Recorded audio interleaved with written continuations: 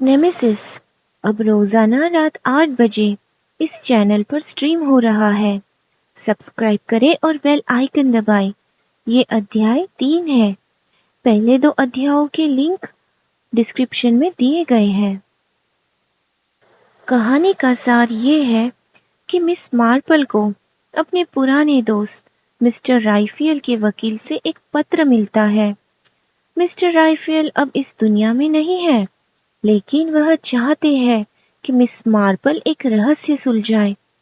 हालांकि उन्होंने ये नहीं बताया कि रहस्य क्या है, लेकिन उन्होंने मिस मार्पल के लिए एक यात्रा की योजना बनाई जहां उन्हें इस रहस्य को हल करना होगा।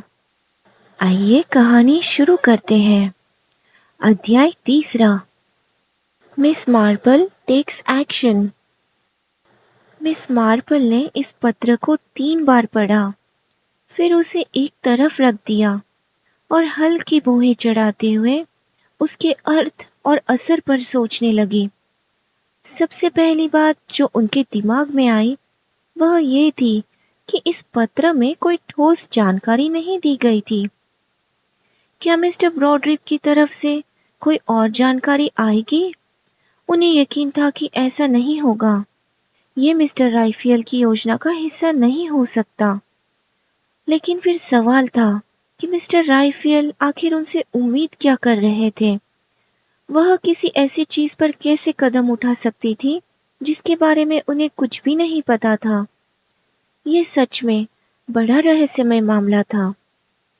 कुछ देर और सोचने के बाद उन्होंने अंदाजा लगाया कि मिस्टर राइफियल ने इसे रहस्यमय बनाने के लिए ही ऐसा किया। उनके विचार मिस्टर राइफियल की ओर लौटे, उस थोड़े से समय की तरफ जब वह उनसे मिली थी। उनकी शारीरिक अक्षमता, उनका चिड़चिड़ा स्वभाव, उनकी चमकदार बुद्धिमत्ता और बीच-बीच में झलकता मजाकिया अंदाज, उन्हें लोगों को छेड़ने में मजा आता था। मिस मार्पल को यकीन था कि ये पत्र लिखकर उन्होंने मिस्टर ब्रॉड्रिक की स्वाभाविक जिज्ञासा और बढ़ा दी। लेकिन इस पत्र में ऐसा कुछ भी नहीं था जिससे मिस मार्पल को कोई संकेत मिलता कि मामला क्या है। ये उनके किसी काम का नहीं था, बल्कि मिस्टर राइफियल ने बहुत सोच समझकर इसे किसी काम का न बनने देने का ही इंतजाम किया था। उनके पास कोई और योजना थी, लेकिन फिर भी वह बस यूं ही कुछ भी जाने इस काम की शुरुआत नहीं कर सकती थी। ये तो वैसा ही था जैसे बिना किसी संकेत के कोई पहेली हल करने बैठ जाए। संकेत तो मिलने ही चाहिए थे। उन्हें ये भी तो जानना था कि उनसे उम्मीद क्या की जा रही थी। उन्हें कहाँ जाना था, क्या करना था। क्या ये कोई ऐसा मामला था जिसे वह अपनी कुर्सी पर बैठकर अपनी बुनाई की सलाइयों को एक तरफ रखकर हल कर सकती थी, या फिर मिस्टर राइफियल चाहते थे कि वह किसी हवाई जहाज या जहाज में बैठकर वेस्ट इंडीज, साउथ अमेरिका या कोई और विशेष जगह पर जाए। या तो उन्हें खुद ही इस पहेली को सुलझाना होगा या फिर किसी तरह से स्पष्ट निर्देश मिलने चाहिए। क्या मिस्टर राइफियल को यकीन था कि वह अपनी चतुराई से चीजों का अंदाजा लगा सकती है, सवाल पूछ सकती है और इस तरह सच्चाई तक पहुंच सकती है? नहीं, वह इस पर पूरी तरह विश्वास नहीं कर सकती थी। अगर उन्हें ऐसा लगता, मिस मार्पल ने ऊंची आवाज में कहा, तो वह पागल थे। मेरा मतलब है उन्होंने अपना होश खो दिया था, मरने से पहले ही। लेकिन नहीं, वह नहीं मानती थी कि मिस्टर राइफियल पागल हो गए थे। मुझे निर्देश जरूर मिलेंगे, उन्होंने खुद से कहा। लेकिन क्या निर्देश और कब? उसी समय उन्हें अचानक एहसास हुआ कि अनजाने में उन्होंने इस जिम्मेदारी को स्वीकार कर लिया था। उन्होंने फिर से हवा में बात की, जैसे किसी अनदेखी उपस्थिति को संबोधित कर रही हो। मैं अनंत जीवन में विश्वास करती हूँ, मिस मार्पल ने कहा। मुझे नहीं पता मिस्टर राइफियल कि आप इस समय कहाँ हैं, लेकिन इसमें कोई शक नहीं कि आप कहीं न कहीं ज़रूर हैं। मैं अपनी पूरी कोशिश करूँगी कि आपकी इच्छाओं को पूरा कर सकूँ। 3 दिन बाद मिस मार्पल ने मिस्टर ब्रॉडरिप को एक पत्र लिखा। ये एक बहुत ही संक्षिप्त पत्र था, पूरी तरह से मुद्दे पर केंद्रित। प्रिय मिस्टर ब्रॉडरिप, मैंने आपके द्वारा दिए गए सुझाव पर विचार किया है और आपको ये बताना चाहती हूँ कि मैंने स्वर्गीय मिस्टर राइफियल के प्रस्ताव को स्वीकार करने का निर्णय लिया है। मैं पूरी तरह कोशिश करूंगी कि उनकी इच्छाओं का पालन कर सकूं। हालांकि मुझे सफलता की कोई गारंटी नहीं दिखती। सच कहूं तो मुझे समझ ही नहीं आ रहा कि ये मेरे लिए सफलतापूर्वक कैसे होगा। मुझे उनके पत्र में कोई स्पष्ट निर्देश नहीं मिले हैं और मेरा ख्याल है कि सही शब्द ब्रीफ किया गया होगा। किसी भी रूप में इस बारे में जानकारी नहीं है।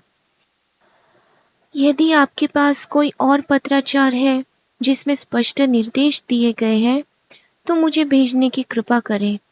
लेकिन चूंकि आपने ऐसा अब तक नहीं किया है तो मुझे लगता है कि ऐसा पत्र आपके पास नहीं है।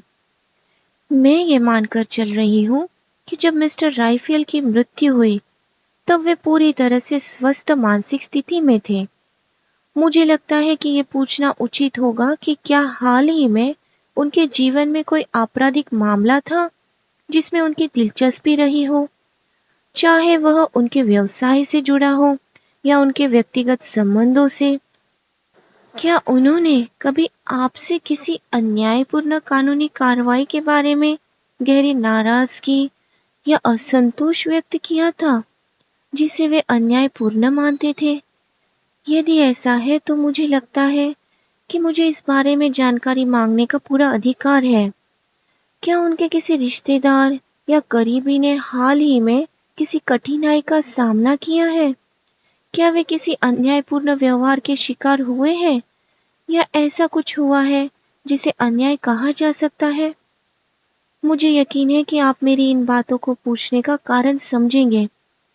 दरअसल हो सकता है खुद मिस्टर राइफियल ने मुझसे यही उम्मीद की हो। सादर मिस मार्पल। मिस्टर ब्रॉडरिप ने ये पत्र मिस्टर शस्टर को दिखाया। शस्टर ने कुर्सी पर पीछे झुकते हुए सीटी बजाई। तो वह इसे करने के लिए तैयार है। बढ़िया, बूढ़ी मिस मार्पल, उन्होंने कहा। फिर थोड़ा रुककर बोले, मुझे लगता है कि उन्हें इस मामले के बारे में कुछ तो जानकारी होगी, है ना? शायद नहीं, मिस्टर ब्रॉडरिप ने जवाब दिया।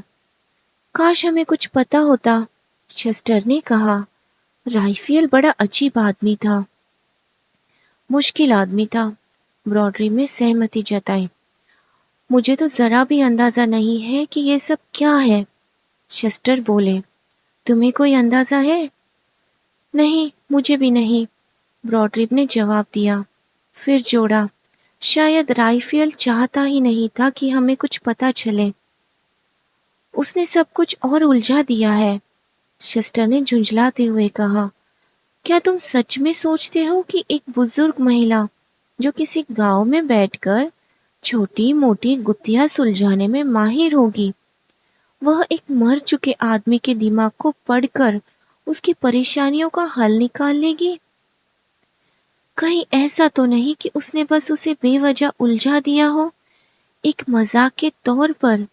शायद उसे लगता हो कि मिस मार्पल खुद को बहुत होशियार समझती है, लेकिन वह उन्हें एक अच्छी सीख देने वाला था। नहीं, ब्रॉडरिप ने बीच में ही कहा, राइफियल ऐसा आदमी नहीं था। कभी कभी वह बड़ा शरारती था, शस्टर बोले। हाँ, लेकिन इस बार नहीं। मुझे लगता है कि ये मामला उसके लिए बहुत गंभीर था। कुछ ऐसा था जो उसे परेशान कर रहा था। बल्कि मुझे पूरा यकीन है कि उसे किस बात की गहरी चिंता थी। और उसने तुम्हें ये नहीं बताया कि वह चिंता क्या थी? कोई हिंट तक नहीं दिया? कुछ भी नहीं, ब्रॉडरिप ने सिर हिलाते हुए कहा। तो फिर वह उम्मीद कैसे कर सकता था कि... शस्टर अचानक चुप हो गए। फिर बोले, असल में वह उम्मीद कर ही नहीं सकता था कि इससे कुछ निकलेगा। मेरा भी यही मानना है, ब्रॉडरिक बोले। आखिर वह इसे हल कैसे करने वाली है? अगर तुम मुझसे पूछो तो ये सिर्फ एक मजाक लगता है। 20,000 पाउंड मजाक के लिए बहुत बड़ी रकम है, शस्टर ने तर्क दिया। हाँ, लेकिन अगर उसे पता था कि वह ये कर ही नहीं सकती। नहीं, ब्रॉडरिम ने दृढ़ता से कहा। राइफल इतना बेईमान नहीं था। उसने जरूर सोचा होगा कि उसके पास कुछ पता लगाने का कोई न कोई मौका है। और हम क्या करें? इंतजार, ब्रॉडरिक बोले। देखें कि आगे क्या होता है। आखिर कोई न कोई सुराग जरूर मिलेगा। तुम्हारे पास कुछ गुप्त निर्देश तो नहीं है? ब्रॉडरिक मुस्कुराए। शस्टर मेरे दोस्त, मिस्टर राइफियल को मेरी नैतिकता और मेरे पेशेवर रवैये पर पूरा भरोसा था। वे गुप्त निर्देश केवल कुछ खास परिस्थितियों में ही खोले जाने हैं, और अब तक वैसी कोई परिस्थिति नहीं आई है, और कभी आएगी भी नहीं, शस्टर ने सिर हिलाते हुए कहा। और इसी के साथ ये बातचीत खत्म हो गई। मिस्टर ब्रॉडरिक और मिस्टर शस्टर भाग्यशाली थे कि उनके पास अपने पेशेवर जीवन में व्यस्त रहने के लिए बहुत कुछ था। लेकिन मिस मार्पल इतनी भाग्यशाली नहीं थी। वह ऊन बुनती थी, सोचती थी और कभी-कभी टहलने भी जाती थी। उनकी इस आदत पर चेरी उन्हें टोकती भी थी। आपको डॉक्टर ने क्या कहा था? ज्यादा चलना फिरना मना किया था। मैं बहुत धीरे चलती हूँ, मिस मार्पल ने जवाब दिया, और मैं कोई मेहनत वाला काम नहीं कर रही, जैसे खुदाई या खरपतवार निकालना। मैं बस एक कदम आगे रखती हूँ और चीजों के बारे में सोचती हूँ। किस चीज के बारे में? चेरी ने उत्सुकता से पूछा। काश मुझे पता होता, मिस मार्पल ने कहा, और चेरी से एक और स्कार्फ लाने को कहा, क्योंकि ठंडी हवा चल रही थी। उस शाम जब चेरी ने अपने पति के सामने चाइनीज प्लेट में चावल और गुर्दे से बनी एक डिश परोसी, तो वह बड़बड़ाई। मुझे समझ नहीं आ रहा कि मिस मार्पल को किस बात की बेचैनी हो रही है। Chinese dinner? चेरी ने हंसते हुए कहा। उसका पति संतोष से सिर हिलाते हुए बोला, तुम्हारी कुकिंग दिन ब दिन बेहतर होती जा रही है। लेकिन मैं उनकी चिंता कर रही हूँ, चेरी बोली, क्योंकि वह भी किसी चीज को लेकर परेशान है।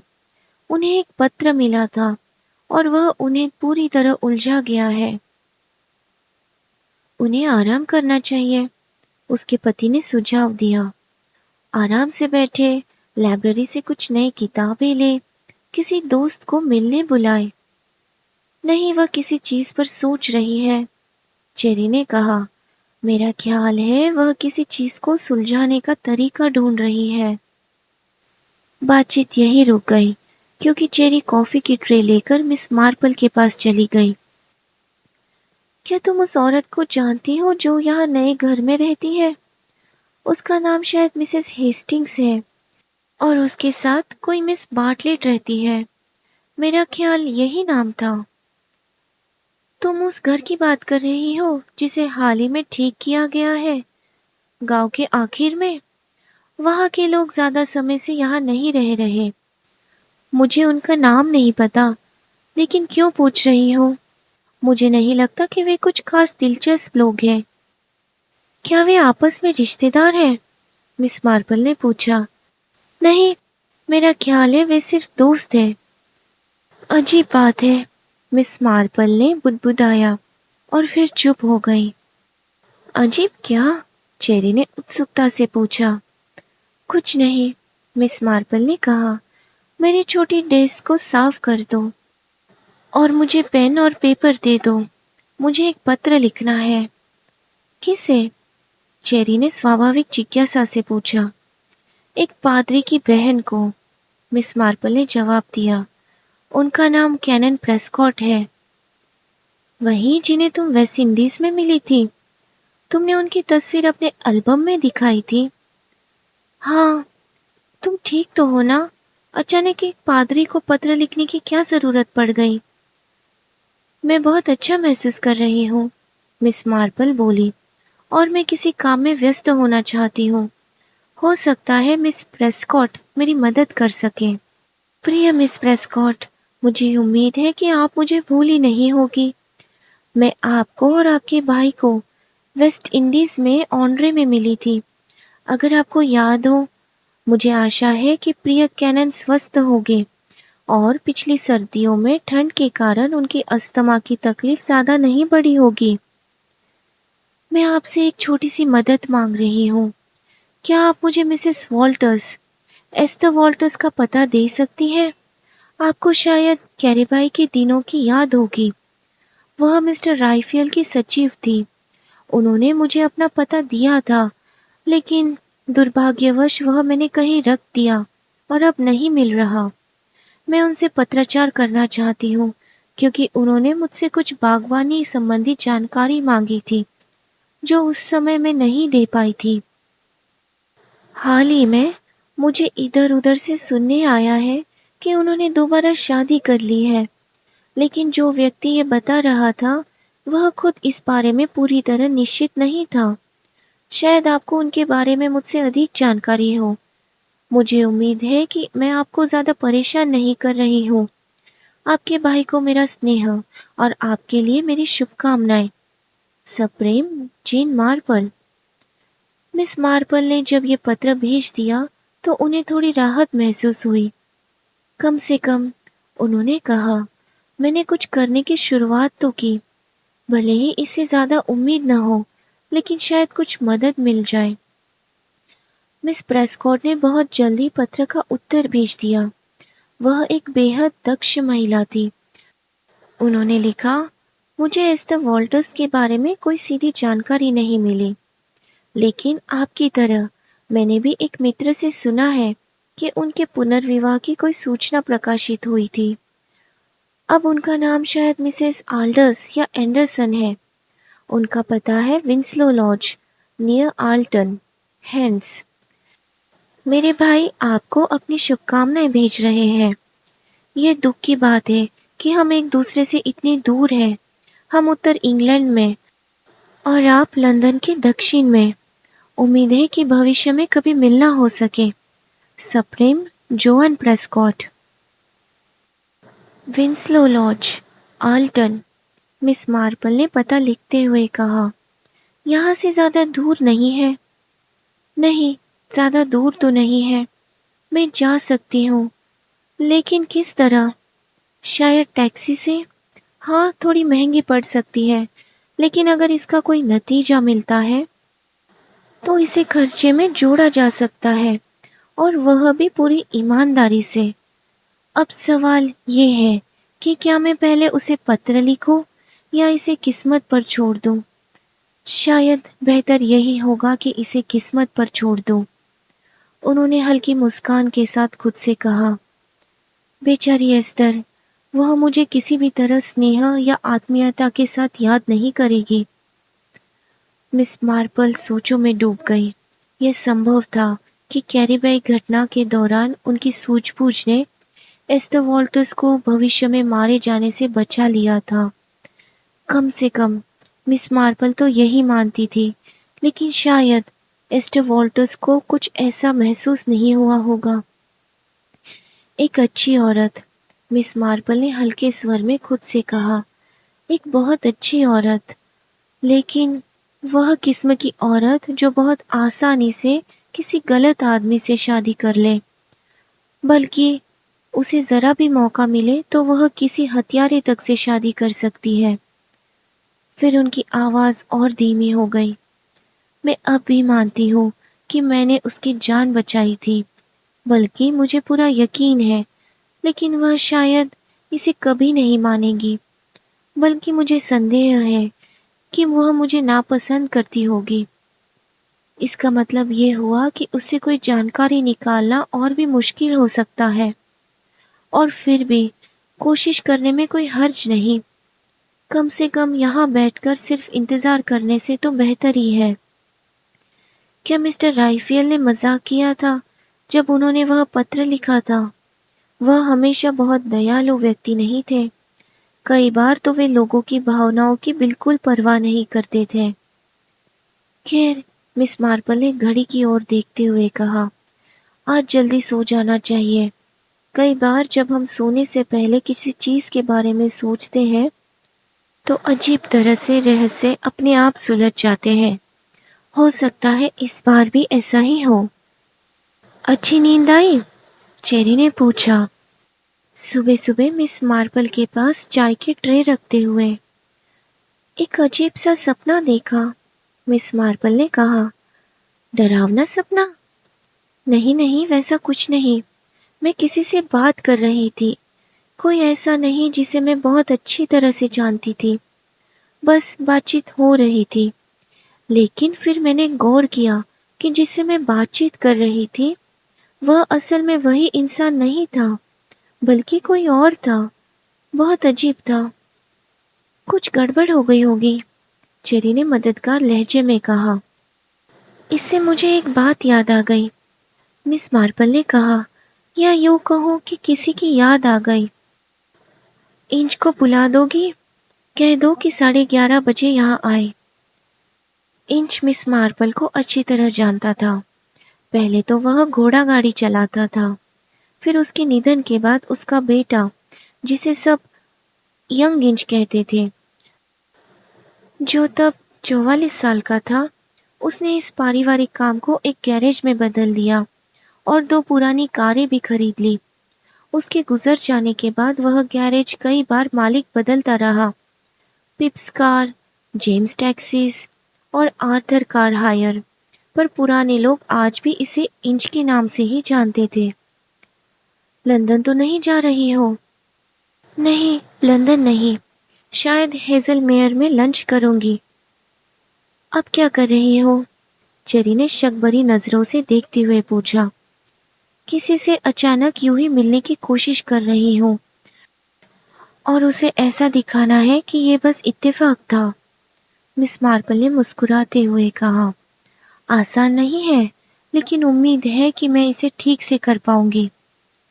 11:30 बजे टैक्सी दरवाजे पर खड़ी थी। मिस मार्पल ने चेरी को निर्देश दिए। इस नंबर पर फोन करना चेरी। पूछना कि क्या मिसेस एंडरसन घर पर है। अगर वही फोन उठाती है या फोन पर आने वाली है तो कहना कि मिस्टर ब्रॉडरिप उनसे बात करना चाहते हैं। मैं? चेरी ने चौंक कर कहा। हाँ, तुम मिस्टर ब्रॉडरिप की सेक्रेटरी हो, मिस मार्पल ने साफ किया। अगर वो घर पर नहीं है तो पूछना कि वो किस समय लौटेंगी। और अगर वो फोन पर आ जाए, पूछना कि अगले हफ्ते लंदन में मिस्टर ब्रॉडरिप के ऑफिस में मिलने के लिए कौन सा दिन ठीक रहेगा। जब वो बता दे तो उसे नोट कर लेना और कॉल काट देना। अरे वाह, ये सब कैसा सोचता है तुम्हें? और ये सब क्यों करना है? याददाश्त अजीब चीज होती है, मिस मार्पल ने कहा। कई बार इंसान किसी की आवाज तक को सालों तक पहचान लेता है। लेकिन मिसेस एंडरसन ने तो मेरी आवाज कभी सुनी ही नहीं होगी, है ना? नहीं, मिस मार्पल ने सिर हिलाया। और इसी वजह से कॉल तुम्हें करनी है। चेरी ने निर्देश का पालन किया। उसे पता चला कि मिसेस एंडरसन बाजार गई है, लेकिन दोपहर के खाने और बाकी दिन के लिए घर पर ही रहेगी। अच्छा हुआ, काम थोड़ा आसान हो गया, मिस मार्पल ने कहा। इंच आ गया? अच्छा हाँ। गुड मॉर्निंग एडवर्ड, उन्होंने टैक्सी ड्राइवर से कहा, जिसका असली नाम जॉर्ज था। अब मुझे यहाँ जाना है, मिस मार्पल ने उसे बता दिया। ज्यादा से ज्यादा 1.5 घंटे का सफर होगा। और सफर शुरू हो गया।